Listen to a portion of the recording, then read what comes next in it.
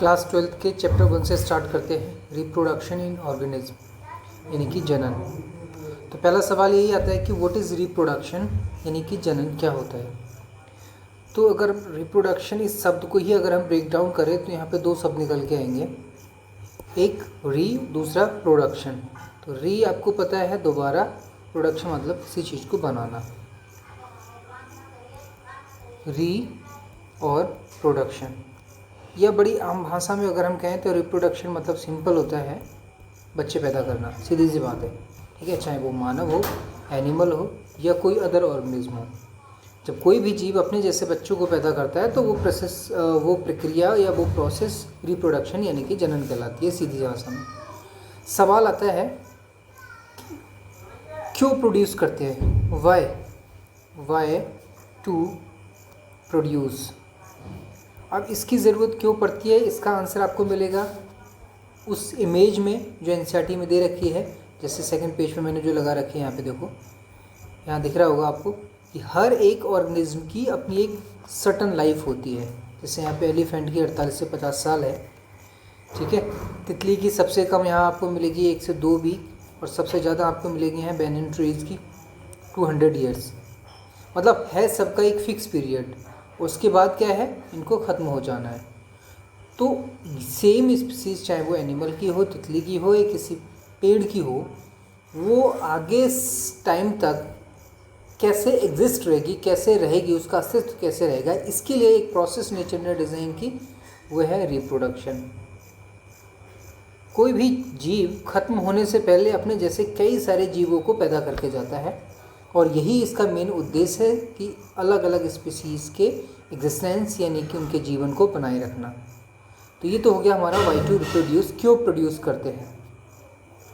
अब यहाँ पे एक सवाल और उठना चाहिए कि कोई भी जीव, जैसे कि हमने बटरफ्लाई की बात की यानी कि तितली की बात की, और हमने अभी क्या पढ़ा था, बटरफ्लाई का जो टाइम पीरियड, जीवन काल कह सकते हो आप, उसका जो जीवन काल, इंग्लिश में इसको कहते हैं लाइफ स्पैन, वो है 1 से 2 वीक, 1 से 2 हफ्ते, ठीक है।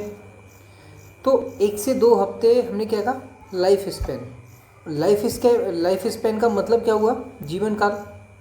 तो अब इसको थोड़ा सा टेक्निकल लैंग्वेज में या साइंस की डेफिनेशन में अगर इसको हम डिफ़ाइन करें तो क्या होगा, जब से किसी भी जीव का जन्म होता है और जन्म से लेके उसके फिर बीच में उसकी एडल्ट फेज़, और एडल्ट फेज़ के बाद क्या आता है, डेथ।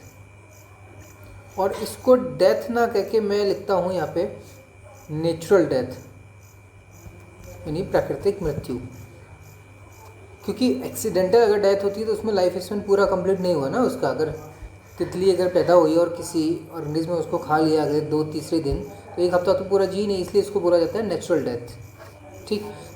अगला क्वेश्चन हमारा ये होना चाहिए कि व्हाट इज़ लाइफ स्पैन, जिसकी हमने वह बात की, व्हाट इज़ लाइफ स्पैन। तो हमने पहले ही डिफाइन कर रखा है इस चीज़ को कि life span is the period from birth to death of an organism. इसको समझना ज़रूरी ये था क्योंकि कई बार क्या होता है, शॉर्ट आंसर्स में ये आ जाता है।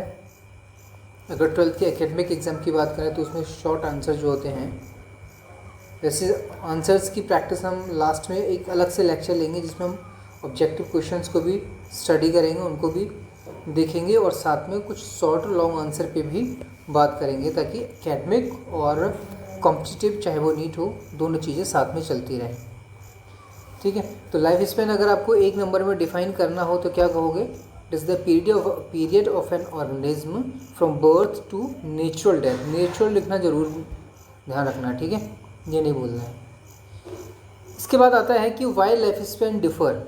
हमने अभी क्या देखा यहाँ चार्ट में कि हर एक जीव का लाइफ स्पैन एक जैसा नहीं होता, सबका अलग अलग होता है। इवन दो अगर उनके साइज भी सेम है ना, जैसे क्रो है, कौवा, इसका 15 साल है, और वहीं अगर पैरट तोते की बात करें तो वो इसका 140 साल, जबकि दोनों का साइज सेम है। तो यहाँ पे इसका मतलब साइज़ तो मैटर नहीं करता है, ठीक। हाँ, हो सकता है कि उसका जहाँ वो रहता है वो वेदर, लेकिन कौवा और पैरट अक्सर एक ही सेम वेदर में देखे जाते हैं, तो ये भी बहुत ज़्यादा मैटर नहीं करेगा। बट उसका जो हम कह सकते हैं कि हैबिटाट या फिर उसका जो भोजन कह सकते हो, वो हाँ मुख्य रोल प्ले करता है कि उसका लाइफ स्पैन कम होगा या ज़्यादा होगा। और ऐसा जनरली देखा गया है कि जो वेजिटेटिव यानी कि वेजिटेशन पर डिपेंड रहते हैं अपने फूड के लिए, उनका जो लाइफ स्पैन होता है वो ज़्यादा होता है, लाइफ स्पैन मोर। और जो बेसिकली जिनको हम कहते हो, जिनको हर्बीवोरस कहते हैं जनरली हम, ठीक है, शॉर्ट में लिख देता हूँ है। दूसरी तरफ आते हैं जैसे जो कार्निवोरस होते हैं या फिर मांस मीट पर जो डिपेंड रहते हैं, जैसे कौवा है, अगर इसकी बात करें हम तो कौवा के पीरियड 15 साल है। तो जो बेसिकली मीट डिपेंडेंट फूड होते हैं या मीट डिपेंडेंट फूड पर जो डिपेंड रहते हैं ऑर्गेनिज्म, उनका लाइफ स्पैन जनरली कम होता है। तो इसको हम ऐसे लिख सकते हैं लेस लाइफ स्पैन। तो लाइफ स्पैन समझ में आ गया। कोई भी जीव कब तक जिंदा रहता है वो पीरियड उसका लाइफ स्पैन कहलाता है, और हर एक ऑर्गेनिज्म का ये अलग अलग होता है। ठीक, किसकी वजह से होता है, कई सारे फैक्टर होते हैं उसका, फूडिंग, लॉजिंग, रहना खाना, वेदर भी इवन अफेक्ट करता है, ऐसा नहीं वेदर ने इफेक्ट नहीं करता, बट प्राइमरी जो फैक्टर यहाँ पे जनरली हमें कॉमनली जो देखने को मिलता है वो उसका फूड ही मिलता है। ठीक है, बाकी जेनेटिक्स तो है ही है, उसकी तो हम बात कर ही नहीं रहे हैं। ठीक, हम जनरल एक कॉमन लेमन लैंग्वेज में भी बात कर रहे हैं, इसलिए तो सवाल यही आता है कि भाई कि जब डेथ किसी भी ऑर्गेनिज्म की इनवाइटेबल है, इनवाइटेबल मतलब इसको रोका नहीं जा सकता। ठीक है, याद है ना डायलॉग किसने बोला था, आई एम इनवाइटेबल, और चुटकी बजाई थी, याद आ गया होगा, एवेंजर्स में जो मेन विलन था। ठीक है, तो डेथ जब इनवाइटेबल है इसका मतलब किसी भी स्पीसीज़ के एग्जिस्टेंस के लिए ज़रूरी है क्या, एक ऐसी प्रोसेस जो सेम स्पीसीज़ को पैदा करे, और इसको बोलते हैं हम क्या, रिप्रोडक्शन। बात आगे समझ में। तो अगर आपसे साइकिल पूछा जाए तो साइकिल क्या हो जाएगी, सिंपल है, साइकिल वही जो अभी हमने बात की। और किसी भी जीव का बर्थ होता है, फिर उसकी ग्रोथ होती है यानी एडल्ट फेज में जाता है, और ग्रोथ के बाद क्या होता है, उसकी डेथ हो जाती है। बस बर्थ से ग्रोथ, ग्रोथ से डेथ, डेथ के बाद फिर दूसरा ऑर्गेनिज्म, मतलब डेथ के बाद नहीं, जो नया जीवन स्टार्ट होता है वो उसकी बात कर रहे हैं। ठीक, और एक चीज़ आपने देखी होगी कि ये इस चार्ट में भी अगर आप देखोगे ना, तो इस चार्ट में भी आपको कितना है, लगभग 10-15 तरह के ऑर्गेनिज्म दिखे हैं, लेकिन हजारों यानी 1000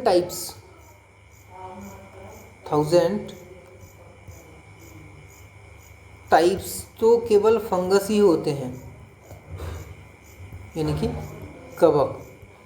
तो हम देखें तो एक मतलब अनेक प्रकार के जीव होते हैं, कह सकते हैं अनेक प्रकार के जीव, और अनेक प्रकार के जीवों की इस फिनोमेना को हम क्या कहते हैं, बायो डाइवर्सिटी। तो जब जीव अलग अलग है तो आपको क्या लगता है कि सब जीव अलग हैं यानी बायोडाइवर्सिटी की वजह से, तो उनका मोड ऑफ जो रिप्रोडक्शन होगा यानी जनन का प्रकार यानी बच्चे पैदा करने की जो प्रक्रिया होगी, साइंस में हम थोड़ा सब तरीके से बोलते हैं मोड ऑफ रिप्रोडक्शन, क्या लगता है क्या होगी उसकी, क्या सारे ऑर्गेनिज्म की सेम होगी, वो क्या होगी, अलग अलग होगी। यानी कि हम कह सकते हैं कि हर एक ऑर्गेनिज्म की, या डिफरेंट ऐसे भी लिख सकते हैं, हर एक ऑर्गेनिज्म यानी कि डिफरेंट ऑर्गेनिज्म यानी कि जीव have their own mechanism,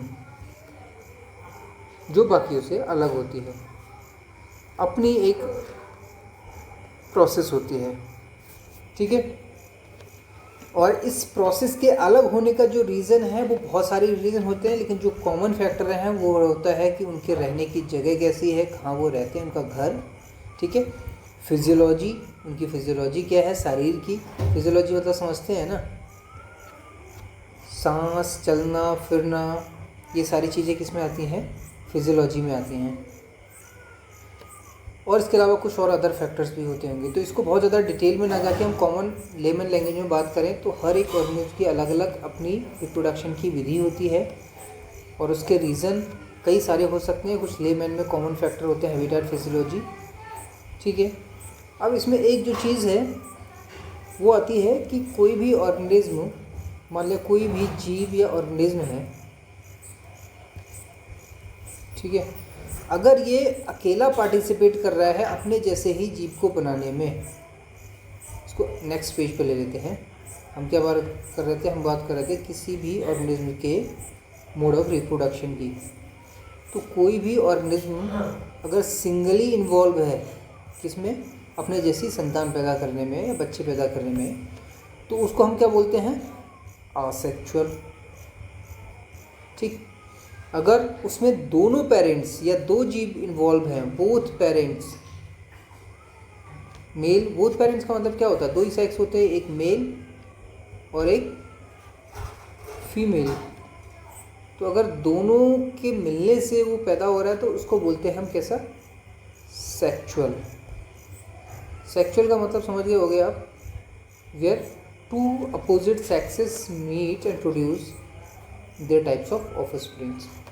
single में कोई एक, वो मेल भी हो सकता है और वो फीमेल भी हो सकता है, कोई भी हो सकता है, ज़रूरी नहीं है कि, ठीक है, आगे बात समझ में। तो अब हमें जो समझना है नेक्स्ट लेक्चर में वो ये कि टाइप्स ऑफ रिप्रोडक्शन, जो हमारे निकल के क्या आए हैं सामने, टाइप्स ऑफ रिप्रोडक्शन, यानी कि बच्चों के पैदा करने की जो प्रोसेसेस है, हर एक ऑर्गेनिज्म की अपनी अपनी होती है, अलग अलग होती है, बट कॉमनली वो दो प्रकार की होती है, पहली असेक्सुअल और दूसरी सेक्सुअल।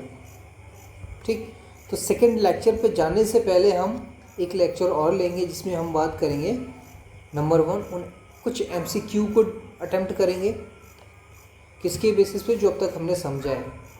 समझा क्या है, अगर उसको ब्रीफ करें तो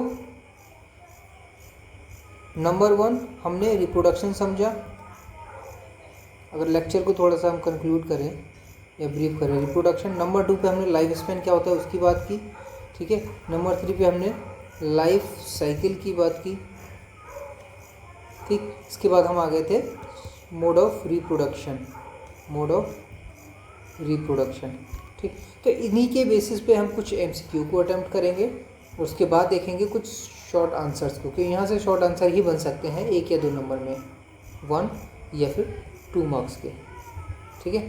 तो अगला लेक्चर हमारा क्या होगा, MCQ और short answer based, how to attempt MCQ and how to write a best and better answer, ठीक है। उसके बाद हम आएंगे टाइप्स ऑफ रिप्रोडक्शन पे।